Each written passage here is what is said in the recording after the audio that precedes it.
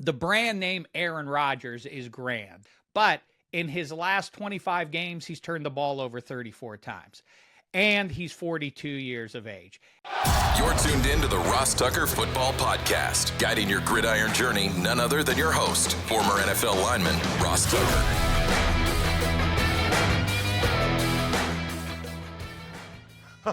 Oh, yeah, it is. But it's not just any Ross Tucker Football Podcast. It is a teaching tutorial Thursday presented by DraftKings. The crown is yours. No Greg Cosell today. Those of you that just come on Thursdays, you need to pay attention because we had Greg Cosell on Monday, and I'll give you a little bit of a hint right now. Going to have Greg Cosell on next Monday as well in the next episode of the Ross Tucker Football Podcast. No, instead, we're going to get a tutorial on Aaron Rodgers and the Pittsburgh Steelers from a good friend of mine, Dave Dameshek. In fact, I've had some of you before tell me that that's where you first heard me on Dave Dameshek's program. So he'll join me momentarily because I think Aaron Rodgers, that situation, that and the tush push might be the two most interesting situations going on in the NFL right now. I do have winners today, by the way. Those of you that spread the word via social media at Ross Tucker NFL, at Ross Tucker Pod, or took advantage of any of our sponsors that you hear on this show, or of course, those of you that subscribed and made a comment on YouTube, youtube.com/Ross Tucker NFL. Love all of you, but especially love those of you that go the extra mile with everything that you do. It's Big Show time. The Big Show. Okay, it's time, right? It was clearly time to get my buddy Dave Dameshek, who you should all follow on social media at Dameshek. He's the host of The Shek Show. You can listen to Apple Podcasts. He's got a YouTube channel for it. Everything's at Shek Show is basically what you need to know. But it's time because there's new rules coming down the pike. There are new rules as it relates to uniforms, and he's one of the world's foremost experts on NFL uniforms. And most importantly, his beloved Steelers still do not have a quarterback. And I thought it was interesting on yesterday's show what Sean King had to say about Aaron Rodgers, but I don't want to give that away. I want to ask Dave, Shaq, whatever I'm calling him today. I want to get your thoughts. So let's just start there. Blank canvas, Shaq. It sounds like, based on Art Rooney II, that Aaron Rodgers is going to be a Pittsburgh Steeler. And I would like to just get your thoughts, reaction to this possibility. First things first, Ross, I'm a gentleman, as you know, first and foremost. And so that requires me to extend a belated congratulations to you and all Eagles fans out there. You did it. You got a second Lombardi. Good for you. And a little bit of bitterness, a little bit of sour to inject into these proceedings here. I am also doing my What the Ifs for Labatt, and I just did one recently. You can track down on Labatt's YouTube page and otherwise on social media about what if back in 2020 we had a redraft. I don't know if you heard the draft is approaching in 2025, but let's go back half a decade. And what if another NFC contender beat the Eagles to their superstar quarterback? That's the question I tackled. Now, when I bring up the what the if, that reminds of the conversation we had about a decade ago. At the time, we were struck by the fact that the Green Bay Packers were in the midst at that point, I think maybe 25 years in or thereabouts. They had never worse than the second or third best quarterback in the QB league, Brett Favre leading into Aaron Rodgers. And somehow that only amounted to the same number of Lombardi trophies as the Baltimore Ravens got via Dilfer and Flacco. Unsatisfying ultimately. And so let's start there in this evaluation. The brand name Aaron Rodgers is grand. First ballot Hall of Famer, one of the most gifted, if not the most passers in the history of people to play pro football and all of that. But in his last 25 games, he's turned the ball over 34 times. And he's 42 years of age. And he's a weirdo, but not the same kind of weirdo that Tom Brady is. Tom Brady is a guy who, despite the fact that he can chug a beer faster than anyone else on the planet, is predisposed to avocado shakes and such. Everything in preparation for a pro football game when he was in his early 40s. That ain't Aaron Rodgers as far as I can tell. He's not that level of committed to ball, and which is a bad thing because Brady, Warren Moon, I think when he was 41, had a good season for the Seahawks. Brett Favre had that one great year for the Vikings. And then that's it.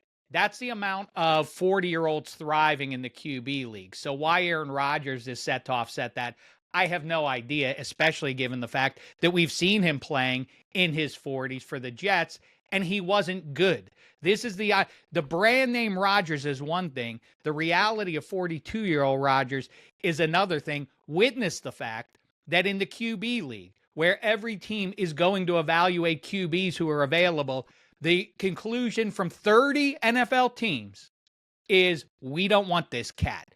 It's you and the Giants. Deja vu sounds a lot like 1 year ago when only the New York Giants were interested in Russell Wilson as a possible starter. How did we get into this mess, man? Man, you just made a lot. I mean, a lot of really good points. You know what I think is so interesting, and I thought of this as you were talking about the 40-year-old quarterback things, and maybe it's because they play longer, but man, you could visually see when Peyton Manning, who by the way won a Super Bowl, even though he was this way. I think he would concede that that wasn't him winning it. He was a passenger on that one. Yes, Drew Brees, Brett Favre, Aaron Rodgers. I'm thinking about the guys that are like first ballot Hall of Famers that have played late 30s, early 40s. And it feels like, it probably wasn't, but it feels like overnight they went from like top 5, top 10 guys to, you know what? They're actually not good. We're not allowed to say it out loud because they've been so good for so long. But they're like Drew Brees and Peyton Manning, they could not throw a ball at the end. And Sean King said yesterday, and I thought he made a great point, Shaq, that Aaron Rodgers' athleticism has fallen off a cliff. And that was always a big part of who he was, right? His ability to buy time, his ability to make throws on the move, that's over. Like that's gone for him. And he's not, which is the difference, by the way, between him and Brady. That was never part of Brady's game. That was never an element to Brady's game, but it is a big part of Rodgers' game. So it's kind of like Russell Wilson. He's not the athlete he used to be. So these guys are not going to be even close as good as they used to be when they lose the thing that made them the best. You know, for Peyton Manning and Brees, it was their arm. For the other guys, their athleticism. Brady somehow didn't lose his arm, and he never had the athleticism. You just said it exactly right, and it marries up neatly with a conversation I had with one Maurice Jones-Drew, name drop, a few years ago when Frank Gore was having his late career run with the Niners and thriving. I said, you know, it's weird that is going on. You know, how do you explain that? And it was exactly what you just said. He said Frank Gore never depended on his wheels. It was never about high-end speed. So he didn't have that to lose. It's sort of like Bane talking to Batman. Oh, you think you were born into it? I was born into that. That's Tom Brady. Tom Brady was like always, I'm a better athlete than schnooks like Dave Dameshek out on the street, but I can't compete with these superhero guys. But that was true for Brady when he was 24. So there was nothing to lose. He just got better at, pre-snap, at the line of scrimmage, I'm throwing the ball there kind of stuff. That only got better as he aged. When you are Aaron Rodgers, Russell Wilson, you can float Ben Roethlisberger's name in there when you're dependent on Cam Newton. I don't think, as I've said before, I think it's a fascinating place that we've reached in pro football, which is that we hold up Dan Marino by himself as this sad case of like, man, he's one of the all-time greats and he never got it done. By, 10 years from now, Lamar Jackson and or Josh Allen are going to be joining him because those guys do not have the same window like we talk about here that Tom Brady's going to have or had, or that Aaron Rodgers. It's a more limited window, and so I think, but then the devil's Dameshek of it all is that, LeBron is 40 and playing at a level that his predecessors didn't. Sidney Crosby in his late 30s, Alex Ovechkin, 39 years of age. So maybe 21st century, self-care or whatever leads you, allows for you to play deeper into your career. But again, back to what I said 10 minutes ago, does Aaron Rodgers strike you as a sort of cat who's taken full advantage of all those advantages that guys didn't have a quarter century ago? No, he's in Egypt tripping balls. I don't think so I don't think that those advances necessarily apply to him. So this is the next thing. Art Rooney II said it's heading in that direction. Something like thought we'd be there by now. We can logically, what are all the reasons why he could possibly have not signed with the Steelers yet, right? One of them could be more money. That doesn't appear to be the case. One of them could be waiting to see if some other team changes their mind. One of them could be waiting until after the draft to see how that plays out. One of them could be he's figured out that it's good for his ego and or post-football ambitions, whatever those may be, to not be signed, for people to be talking with him about him. Because no matter which one you go down, no matter which reason it is for why he hasn't signed with the Steelers yet, it's not a good look for the Steelers. It's not a good look for Rodgers either. No matter, let's be as let's give every opportunity. It's still not a good thing. Yeah, it definitely has a pathetic whiff to it that feels like, and it's a little bit funny when we bask in the reflected glory of our teams. And so this is beneath my Steelers. Maybe sounds a little pretentious and silly, but it should feel that way to Art too.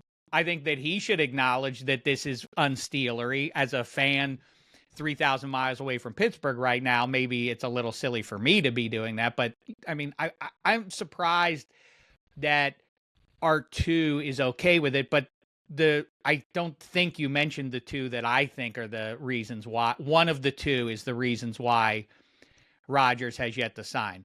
One is that he thinks that the Vikings are in play, in which case, if he's gotten that from O'Connell, then it's going to require the Vikings going to, in spring, getting out onto the field to evaluate where the guy is. I mean, that would make some sense to me if O'Connell on down are looking at the team and saying we feel like we're kind of Super Bowl ready, we can contend this year, so long as our sophomore QB, who's really a freshman QB, is ready to roll. And we don't know if he is as far along as we thought. Then Rodgers becomes, I guess, a imperfect fail-safe for you. And then, by the way, that makes it more embarrassing if the Steelers have any sense that that's the case. Just let us know if the Vikings don't work out. They're unproven QB who you might have to replace. If that all falls apart for you in one of the two Twin Cities, we're here for you, Aaron. Is such a pathetic posture for Mike Tomlin to be taking here, and that's exactly what he's doing here. And by the way, even more embarrassing, given the fact that this is a sequel to last year when they did the exact same thing, chasing somebody else's hero, The Pittsburgh Steelers are not the Tampa Bay Buccaneers, willing to accept and desperate to accept, or at least they didn't used to be. Oh, we know you're the Foxborough icon, but come on down here and use us as your vessel to prove something to your haters, or to validate the chip on your shoulder and why you're still great, Tom. We don't care, just use us. That's not what the Steelers should be about. And by the way, that's a fraudulent approach if you think that Aaron Rodgers at age 42 is about to step in there and do that. So that's one side of it. The other one is the more practical straight line, which is, how has Aaron Rodgers sort of been laundered to the extent that he has been and still seems like a viable sort of character, is his appearances on Pat McAfee. And Pat McAfee, I don't know if you heard, he's a Yinzer through and through, and talks to Aaron all the time on his show. It makes all the sense in the world if you're running a show that announcing in your hometown the new starting quarterback happens to be the guy who's on your show all the time. For McAfee, a major win. For Rodgers, I think that, like I say, McAfee's ability, especially on the banks of the Three Rivers, to launder Aaron Rodgers. Because I'm telling you, man, I was just there anecdotally. I talked to people from all range, different walks of life, different types of people, but everybody I bounced off of, you make a passing remark about like, hey, Yinza, Rodgers signed yet? You make that comment. They go, oh God, please no, please don't let that happen. That is going to be the prevailing opinion. McAfee might be able to salvage that a little bit, but the idea that Pittsburgh is going to swoon, especially a year after just watching someone else's hero try to play mercenary in Russell Wilson, it feels like a repeat. It feels very much like Mike Tomlin has mistaken himself for Sly Stallone trying to make a sequel to The Expendables. Like, okay, we're not going to win any trophies, Oscars, Lombardis, or otherwise doing this, but you know what? We old fellas still can still have some value. Let's show it to everybody, Aaron or Russ or whatever your name is, because I have something to prove. I once was at NFL Honors on the red carpet, and I was about to interview Rex and Rob Ryan, who had just been hired by the Buffalo Bills. Rex is the head coach, Rob brought in as the DC. And as we were about to start yapping, up walked Ray Lewis. And Ray Lewis, they made eye contact, and there went the interview in favor of them hugging each other for the next 90 seconds or so. All three of them just hugging like, the league doesn't know what's coming, do they? No, they don't, but they're going to find out, aren't they? Yeah, they are. They're going to find out. Oh, they don't know what's coming. They're about to learn, though, right? That was all of the dialogue for 90 seconds that I paid witness to. Then the three of them walked off, and I never got the interview. But I think that's Mike Tomlin and Aaron Rodgers right now. Like, let's show everybody we still got something to prove. It's not exactly the point, because does any of this end with a Super Bowl run in 2025 with Aaron Rodgers?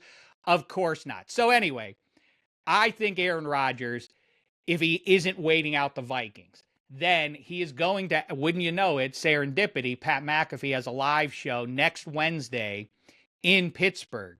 It makes all the sense in the world that somebody, Tomlin, Khan, or somebody said like, hey, Art, Aaron's going to sign. It's a done deal, but he would just prefer to be able to make the announcement in a public way. This way, it's better for him and his brand, and Art too. It's like, okay, whatever, as long as we got our quarterback.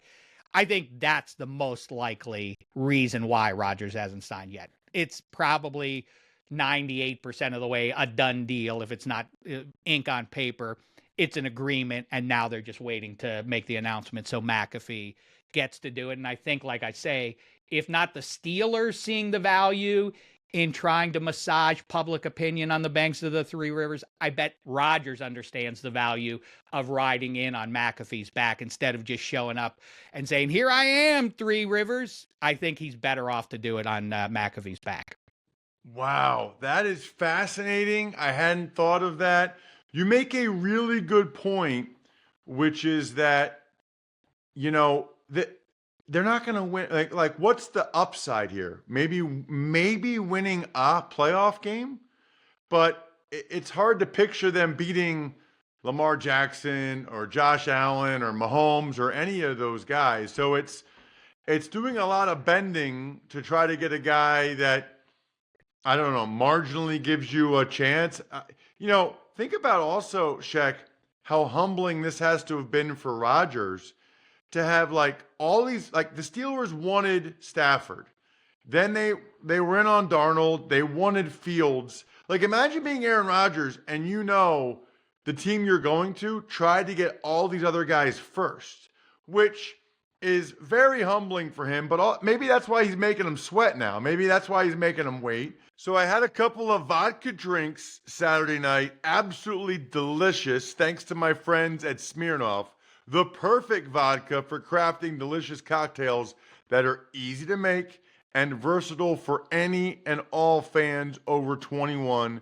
Remember, they are official sponsors of the NFL. They're official sponsor of this podcast. The first one was Smirnoff and like some banana stuff. That was good. And then the second one had kind of a cinnamon flavor to it. It is fun to try different Smirnoff crafted cocktails. Please drink responsibly. Smirnoff number 21 vodka, distilled from grain, 40% alcohol by volume. The Smirnoff Company, New York, New York. Please do not share with anyone under legal drinking age. The draft will be here in, 3 weeks at this point? Make Smirnoff your number one vodka pick. Tuck's Takes. All right, Ross, the return. The Arizona Cardinals have signed former second-round pick Klayas Campbell for an 18th NFL season. Simply incredible. I mean, I cannot even begin to describe how in awe I am of any guy that plays that long, period. But in particular, offensive or defensive line, in your late 30s, year 18, that is insanity. Absolutely insanity. I know how hard it was to scratch and claw and fight for 7 years. Now, I wasn't as gifted as Klayas Campbell, but still, he has played in so many games. The physical and mental toughness. And I talked to him last year before that Dolphins game I called for CBS. He's still playing at a pretty high level. You really don't understand how valuable it is what he brings to your facility and to your defensive line room, to your building, until he's there. He is exactly the way you draw it up. And I love that there's a decent chance that it's going to finish. He's going to finish where he started. And, getting Josh Sweat, getting Klayas Campbell, those guys give them a chance to get over the hump and get back into the playoffs out in the desert. Jimmy Haslam said to blame him for the big swing and a miss on quarterback Deshaun Watson. It's interesting, Jack. It's almost like there's a theme this week, which is that owners saying interesting comments. I think what Haslam said is probably the least offensive of what these other owners that we're going to talk about said. I like him taking accountability. I like him saying, look, we took a big swing and we missed on Deshaun Watson, which, by the way, very interesting, with Watson still being under contract for 2 more years, for him to say that publicly. Forgot to mention this earlier. I'll say it again. But we have one more question for Dave Dameshek that we're actually going to get to in a little extended cut of the show for those of you on audio podcast or YouTube in a little bit. Some more owner's notes. Jerry Jones, he said he is negotiating directly with Micah Parsons and that he doesn't know his agent's name. Right. So this would be one of 2 owners' comments over the last couple of days that I just don't understand why you would say that. I don't understand why, how that could possibly benefit you. It's insulting to his agent, David Mulligetta, who does a terrific job. And he's also basically publicly admitting that they are, going against the CBA, because if a player has an agent, you're supposed to discuss the contract with the player's agent. I'll never understand why the Cowboys do the things that they do. or say some of the things that they say. Never understand it. There's like a sense of entitlement there. Bengals EVP Katie Blackburn, she says it's, quote, on him to be happy at some point, and that I think he should be happy at certain rates that maybe he doesn't think he'd be happy at in regards to Trey Hendrickson. Again, let's file this in the category of, why would you say that? How does that benefit you to say that if you're Katie Blackburn? I think he should be happy at certain rates that maybe he doesn't think he'd be happy at. I'm blown away. Trey Hendrickson went on Pat McAfee's program and said he really didn't appreciate those comments. I don't either, Katie. I just don't understand how you think that helps you to make those comments publicly.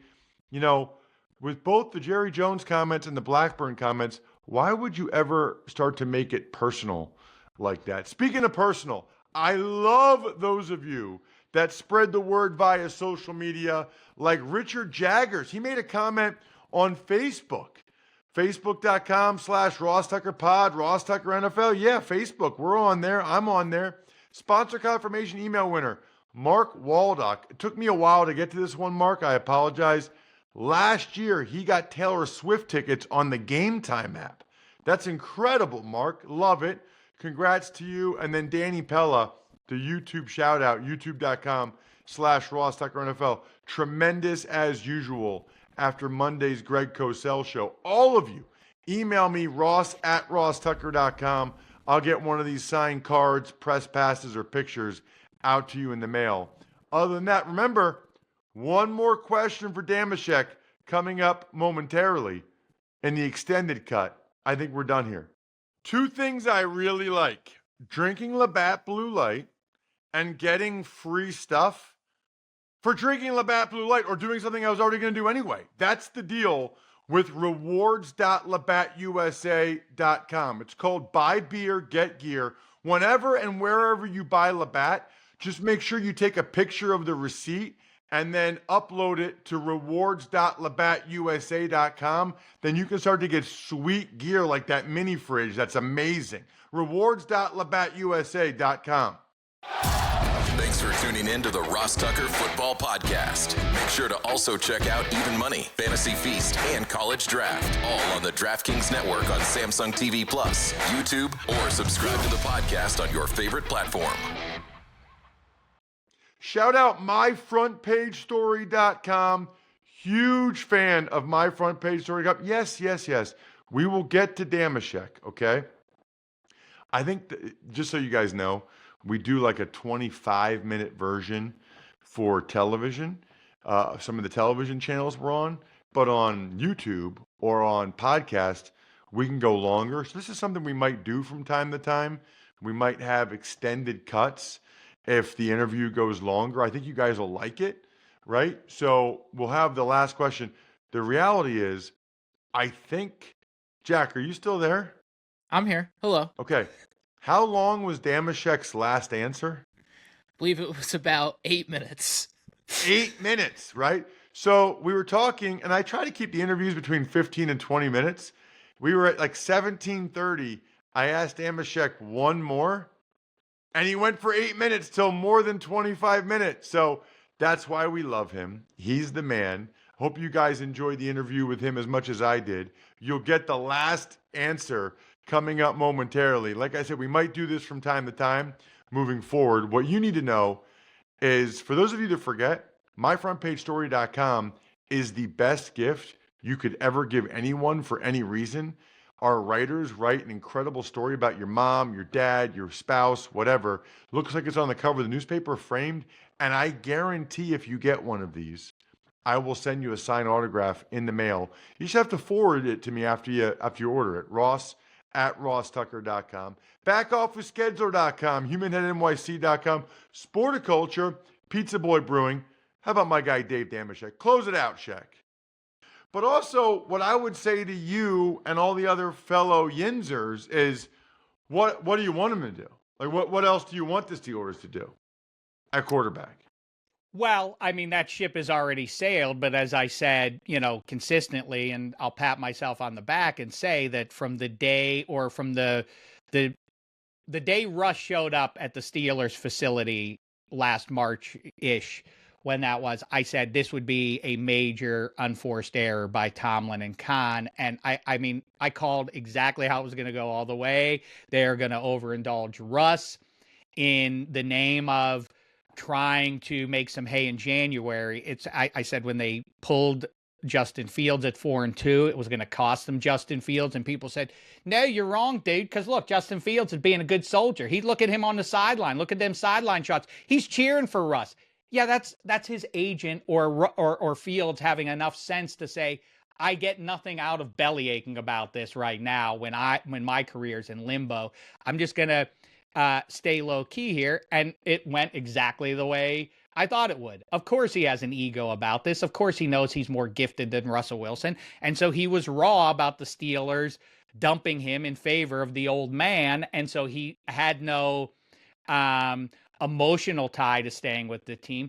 It's a lot like I have a friend, Tom, who moved down to Austin, Texas in the mid 90s. And I remember talking to him around that time and say, well, what are the people like down there? Obviously all UT fans, all Longhorns fans. And he said, it's a really funny experience because they cannot figure out why they aren't talked about when mid 90s, I can't even remember who the teams were. It wasn't USC yet or Alabama yet, but whoever the powerhouses were. It's Nebraska, Nebraska, Tennessee.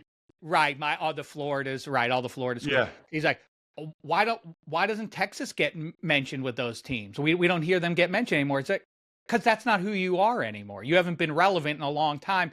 And I really do feel like Tomlin and the Steelers kind of operate like those Texas fans did. It's like, yeah, but you're not going to go to maybe the Jets are going to pay you a little bit more than we are, but we're the Steelers, man. Come on, Justin Fields. Like, what does that mean to me? What would that mean to me, Coach T?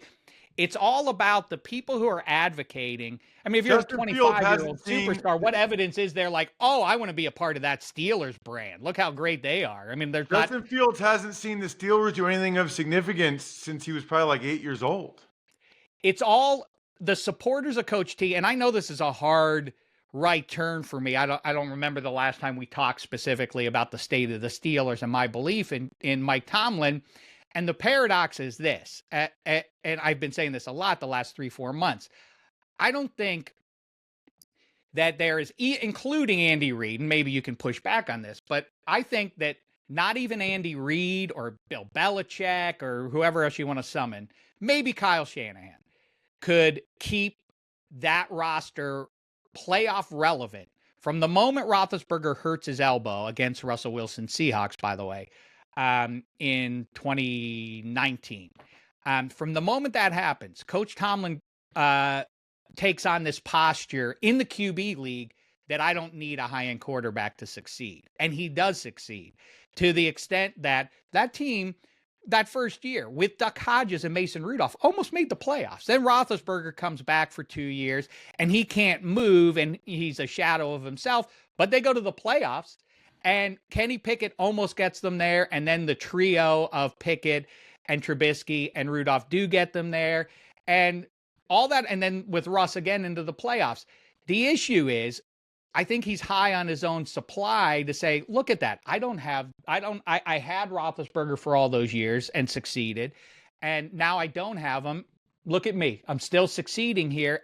The problem is it's not exactly the point of the pro football season. The point is to make hay in January. Problem one is by mid-December of 24, just a few months ago, Mike Greenberg on his show was doing panel discussions like, how good are the Steelers? Could they beat the Bills and Ravens and Chiefs and get to the Super Bowl?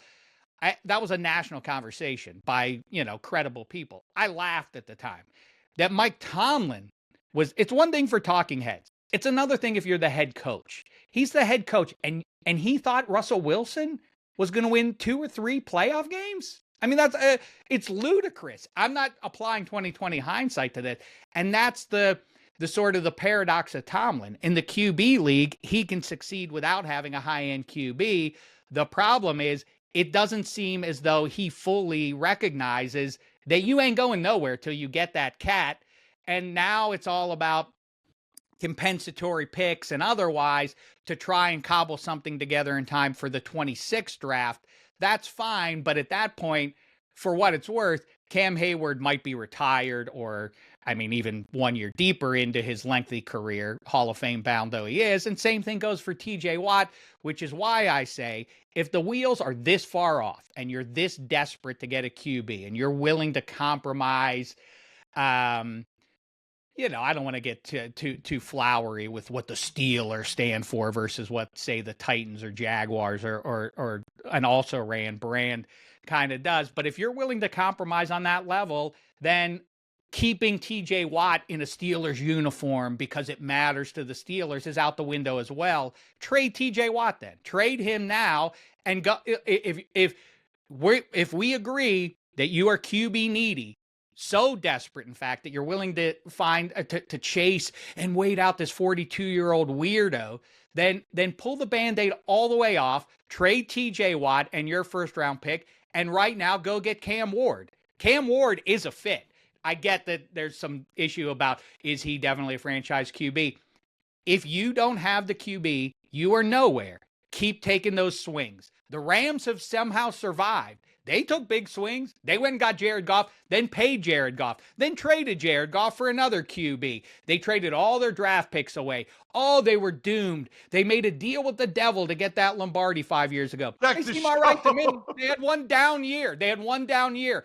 Also, on the other side of football America, here's some evidence for you. Was anybody saying, with maybe 10% of the draft analysts out there a year ago at this time were saying Jaden Daniels definitely is the guy? No, it was Caleb Williams. There was some faith in Drake May. There was some faith in Jaden Daniels. Jaden Daniels drops into the Washington roster, which was moribund. The punchline, Dan Quinn, this retread of a guy, all that kind of talk. Blink. They're in the NFC title game. What you need is the QB. It is simple. It is a little unsatisfying that that's what it's about. It's almost like the NBA and the three. You want to win the NBA title, you got to shoot three-pointers. If you don't do that, you're nowhere. NFL, even more severe. Get the quarterback or you can't win the Super Bowl. That's what it's all about. The only team that made the playoffs this last year that didn't have the guy at quarterback was the Steelers, and they were a non-factor once the games kicked off. You got to get the QB, so that should be the effort that the Steelers are making instead of indulging the shameful Expendables Part 3 starring Aaron Rodgers. Ridiculous. Check him out on social media at Dameshek, and check out the Shek Show. He is the man. Thank you, dude. Ross Tucker, you are the man, and next time we talk uniforms and rules changes and all the rest of it, we have much to fix in our beloved sport of pro football, pal.